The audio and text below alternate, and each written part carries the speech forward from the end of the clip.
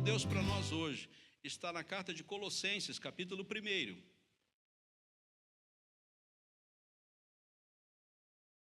São 165 anos de Igreja Presbiteriana do Brasil. 165 anos de igreja. O apóstolo Paulo está fazendo um agradecimento a Deus. Colossenses capítulo 1, começando com o verso 1 até o verso de número 8. Colossenses capítulo 1, começando com o verso 1 até o verso de número 8.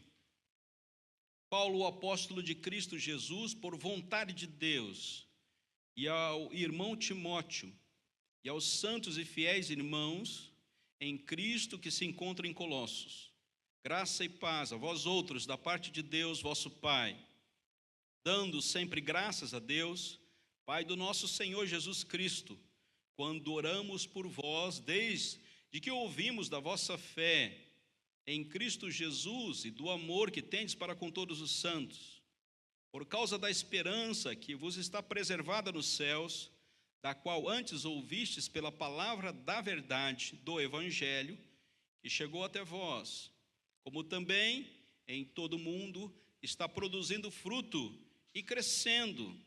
Tal acontece entre vós desde o dia que ouvistes e entendestes a graça de Deus na verdade, segundo foste instruídos por Epáfras, nosso amado conservo e, quanto a vós outros, fiel ministro de Cristo, o qual também nos relatou do vosso amor no Espírito. Meu Deus, obrigado pela Tua palavra, podemos abri-la, meditar nela.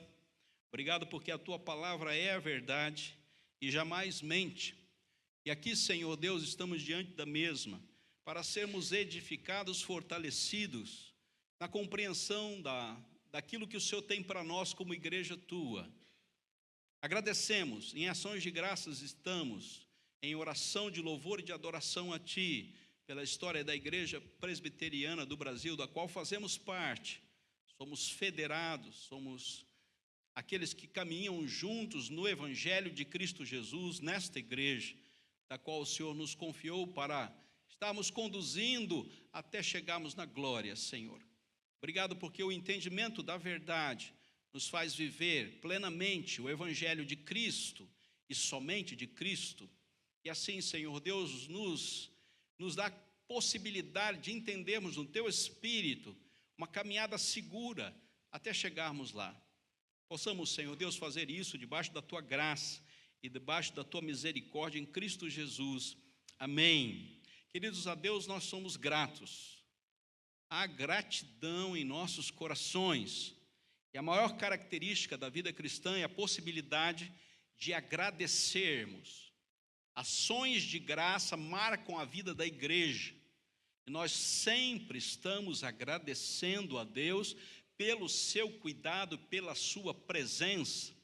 Desde o dia que recebemos a Cristo Jesus, já fala o verso de número 6. Desde o dia que ouvistes e entendestes a graça de Deus na verdade. A Deus somos gratos desde um dia. E esse dia é um dia especial. É o dia onde nós entendemos e compreendemos a graça de Deus na verdade. Há um marco em nossa história. Nós podemos conhecer e entender da vida cristã durante toda a nossa vida. Mas é necessária uma intervenção graciosa de Deus sobre nós. Nós podemos compreender que Deus existe. Podemos compreender que Deus é o Senhor da história. Podemos compreender o valor de estarmos juntos numa igreja. Podemos compreender que Deus nos uniu como povo dele. Mas há uma data especial onde isso se transforma em ações de graça. Quando isso deixa de ser apenas um slogan religioso. É possível que nós possamos caminhar durante toda a nossa vida, entendendo, compreendendo, mas não dimensionando que isso se transforme em ações de graça, em gratidão a Deus. Então, por isso, nossa caminhada tem que ser segura, em alguns parâmetros que Paulo agradece nesta oração por esta igreja, e nós não podemos nos separar deles. Você até entende o valor da caminhada cristã, da cruz de Cristo, da salvação em Cristo, de uma caminhada em Cristo, mas desde o dia que ouvistes e entendestes a graça de Deus, na verdade, isso já não é mais simplesmente um fato histórico, uma compreensão religiosa, um entendimento de uma boa caminhada. Você passa a agradecer a Deus. E agradecer a Deus por tudo, por toda a sua caminhada. Porque você sabe que Deus não te abandona em momento algum. O tempo para nós como igreja é extremamente complicado. E a pastoral desse domingo, do boletim, depois você leia, você vai entender que tempo nós estamos vivendo. O tempo é muito complicado para o meio cristão evangélico. Há muitas disseminações de espiritualidade, de religiosidade, de missão da igreja, há muito discurso e pouca palavra, ainda que a palavra seja o ponto de partida para a igreja. Há muito entendimento humano e pouca palavra. E nosso tempo é extremamente complicado para nós que cremos numa igreja cristã evangélica, onde o evangélico é a única boa nova que temos para dizer. Então, é muito importante nós entendermos isso hoje. Diferente dos nossos antecedentes, por exemplo, eu na minha juventude, minha adolescência, existia duas igrejas cristãs, ou você era católico ou você era evangélico. Você só tinha duas leituras a respeito do cristianismo. E em pouco tempo, isso foi disseminado. E houve uma pulverização e uma maneira de se ver a palavra e a igreja, que o tempo de hoje nos coloca diante de uma grande confusão de espiritualidade. E é necessário que você se volte para você mesmo, e se volte para Deus, e transforme a sua vida cristã em uma vida de ação de graças, para que você possa exteriorizar a sua fé, a sua caminhada em Cristo. É preciso que você entre na sua caminhada com Cristo, faça um reexame da sua real posição em Cristo, dissemine todos os discursos e fique só com o Evangelho. Se você não faz isso hoje, meu querido, você está numa vida miserável. Porque os discursos são tantos e tantos. E a maneira de se fazer uma caminhada com Deus hoje tomou um viés mercadológico. E Satanás, espertamente, como um bom teólogo que é, faz uma grande confusão dentro do ambiente religioso. Ele diz, olha, não basta que você seja um bom cristão, é bom que você esteja ávido às possibilidades do mercado da fé. E perdemos a dimensão do quarto, perdemos a dimensão do fechar a porta, perdemos a dimensão do Pai que está em secreto, e perdemos a dimensão do única recompensa que temos, que é no nosso quarto, com a nossa porta fechada, falando com Deus. Não há nenhuma outra recompensa na espiritualidade. Só há uma. quando você entra no seu quarto, quando você fecha a sua porta, e você fala com o seu pai que está em secreto, e o teu pai que está em secreto te recompensará. Fora do seu quarto, você tem que ser esperto. Você tem que deixar de ser o bobo da história. Você tem que olhar para a sua caminhada cristã e saber quem realmente são seus irmãos. E quem realmente é a igreja. E quem realmente está falando a verdade. Então o tempo para a igreja de hoje é extremamente complicado. Porque os discursos são belíssimos. São inteligentes. São competentes no marketing. São extremamente qualificados. Os pensamentos a respeito da palavra e não com a palavra são extremamente bem articulados. É como você entrar num supermercado. Já entrou no supermercado? Leve uma criança no supermercado. Onde é que ficam os doces? Ao alcance das suas mãos. Ao alcance das mãos das crianças. Onde é que fica o feijão com arroz? Na última prateleira no fundo do mercado. Uma estratégia. São muito espertos, né? Deixam toda a guloseima na sua frente, com belas placas. Mas o feijão com arroz está na última prateleira, atrás de uma geladeira, escondido, e eles não querem falar para você onde está. A vida cristã é para ser entendida e compreendida, mas nós não podemos ser os bobos da história. O que Paulo fala? E ele agradece pela vida de uma igreja. Ponto 1. Verso de número 4, pela fé. Pela fé que nós temos em Cristo Jesus. Olhe na sua Bíblia. Pela fé que você tem em Cristo Jesus. Ele está fazendo uma oração de gratidão, ele agradece pela fé. O justo viverá pela sua fé.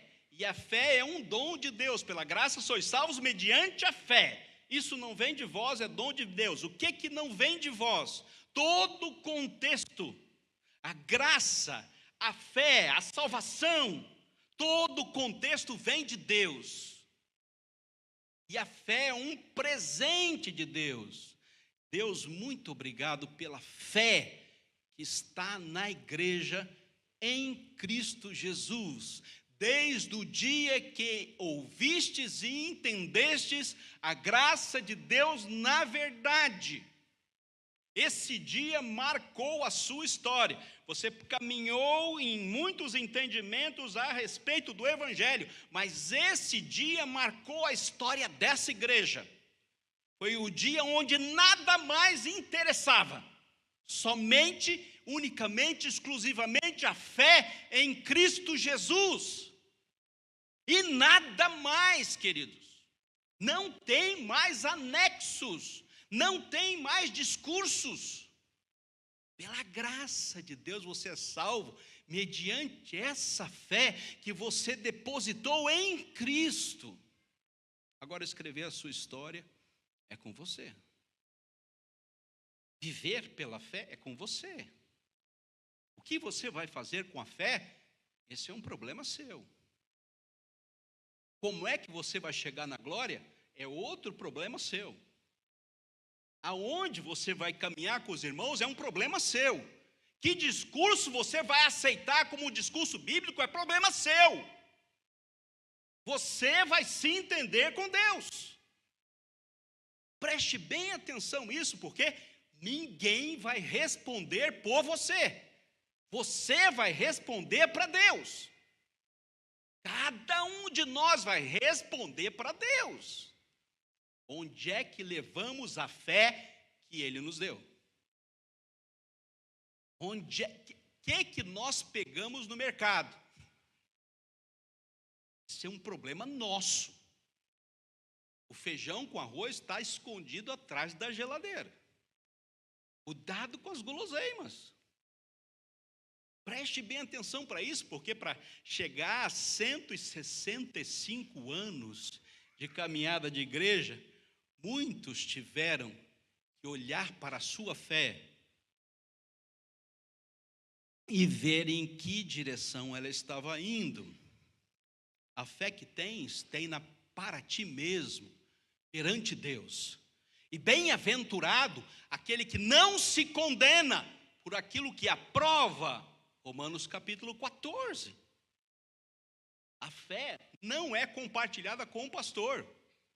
A fé não é compartilhada com a denominação. Ainda que nós tenhamos uma leitura que nos direcione confissões e catecismos, isso não nos prende à fé.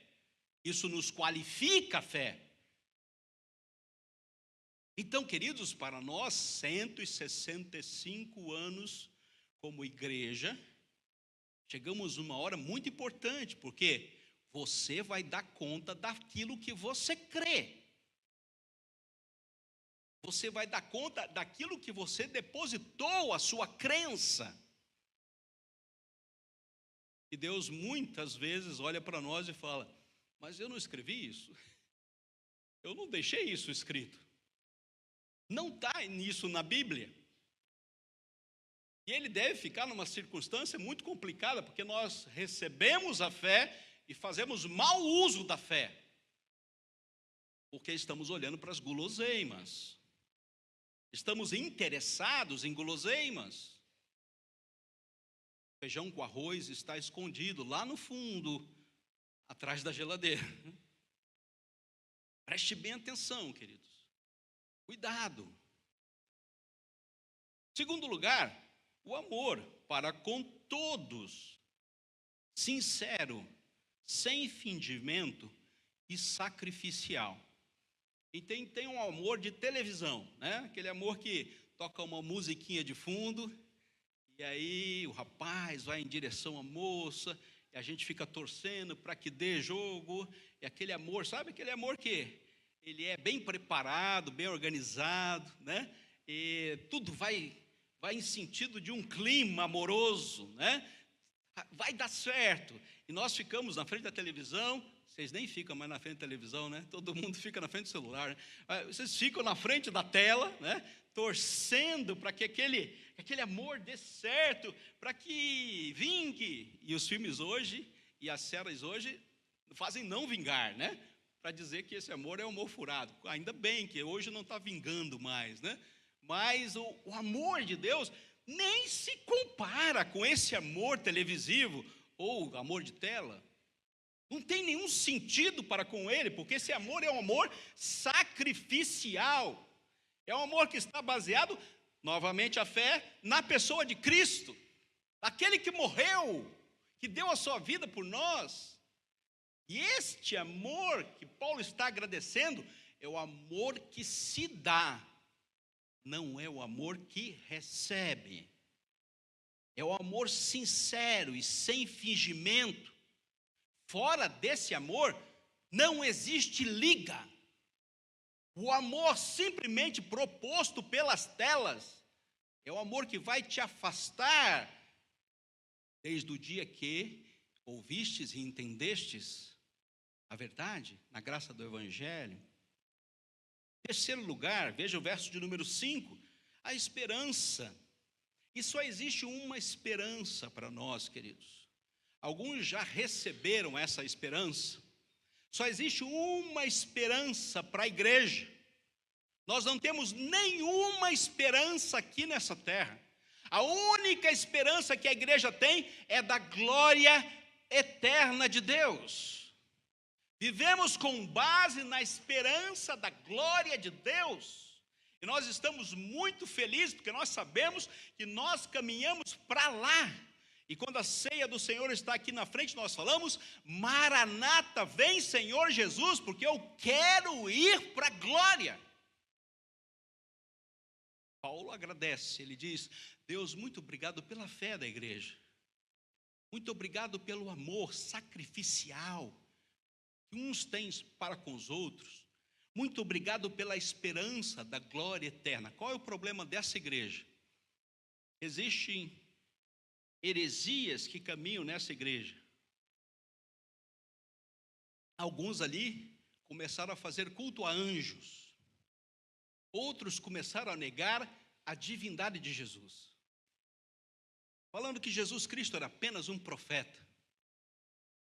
E esse Jesus, que não é o Jesus Deus, 100% Deus, e Paulo vai dizer que Jesus é plenamente Deus, portanto, nele habita corporalmente a plenitude de Deus, capítulo 2, verso 9.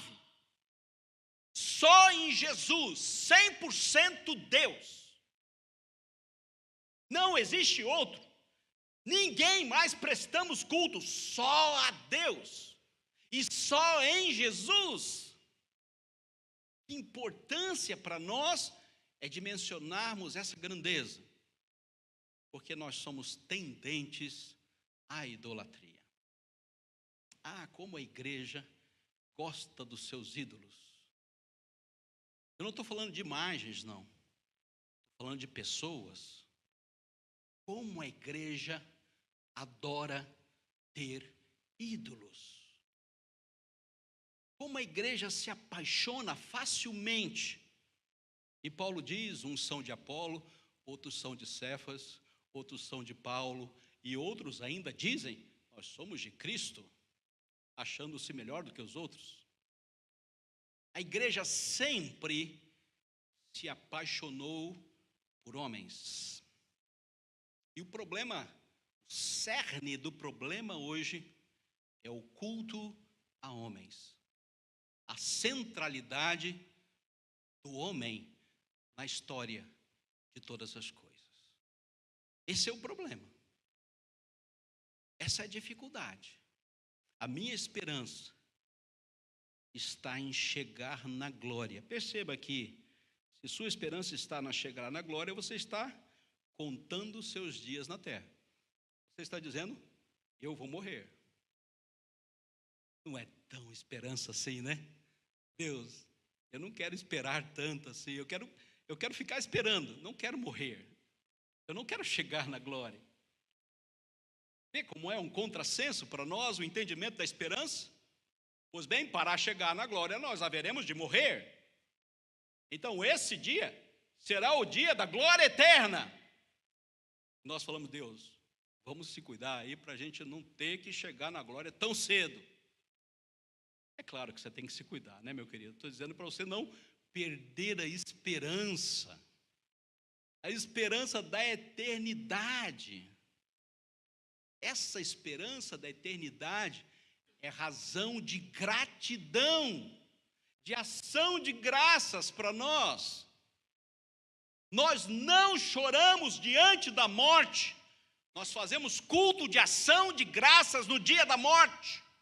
Nós falamos, Deus, muito obrigado pela eternidade.